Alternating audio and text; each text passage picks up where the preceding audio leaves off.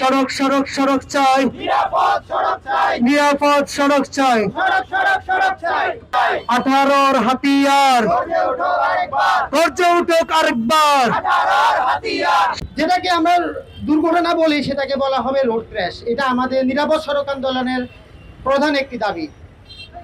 আমরা চাই নিরাপদ সড়ক আন্দোলনে যে রোড প্ল্যানিং গুলো আছে, আমাদের মন্ত্রী মহোদয়, আমাদের ফেনী জেলা যে এমপি মহোদয়রা আছেন, আপনারা আমাদের যে রোড প্ল্যানিং গুলোর কথা শুনবেন এবং এই রোড প্ল্যানিং অনুযায়ী সর্বোচ্চ কাজ করার চেষ্টা করবেন। আমরা চাই আমাদের ফেনী জেলার সাধারণ মানুষের সেফটি এবং এই যে সুশৃঙ্খল একটি ফেনী জেলা। তার পাশাপাশি হচ্ছে যে আপনি গতকালকে দেখেছেন ঢাকাতে অটোরিকশার দরুনে আমাদের একজন শিক্ষার্থী মারা গিয়েছে। আমরা চাই ফেনী জেলাতে আমাদের যে রোড প্ল্যানিং আছে সেখানে অটোরিকশা নিয়ে আমাদের কার্যক্রম রয়েছে। তো আমরা চাই যে অটোরিকশাগুলো খুব দ্রুত তুলে দেওয়া হোক ফেনী শহর থেকে। এই হাইওয়ের মধ্যেও অটোরিকশা চলছে, টমটম চলছে, সিএনজি চলছে। মানে যে যেভাবে পাচ্ছে সেভাবে কোনো নিয়মিত তোয়াক্কা না করে এই দেশে কোনো প্রশাসন আছে না, এই দেশে কোনো ধরনের সরকারি কোনো কর্মকর্তারা আছে যারা এগুলো দেখবে?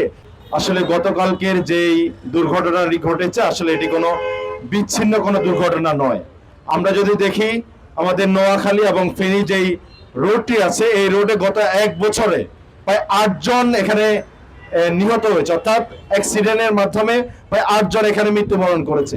এমনকি প্রতিনিয়ত সেখানে বড় বড় যেই যানবাহনগুলো আছে কোনো ধরনের তারা নিয়ম নীতি তোয়াক্কা না করে তারা প্রতিনিয়ত সেখানে যানবাহনগুলো চলাচল করছে এবং যে স্কুল বা পাশাপাশি যে মাদ্রাসাগুলো আমাদের সিলোনিয়া, তারপরে আমাদের দাগনমইয়ার আশেপাশে যেগুলো আছে সেগুলো যে ওভারপাস করার জন্য যে ওভারব্রিজ, সেই ওভারব্রিজ আমরা কখনো দেখিনি, এখনো পর্যন্ত আমরা দেখিনি।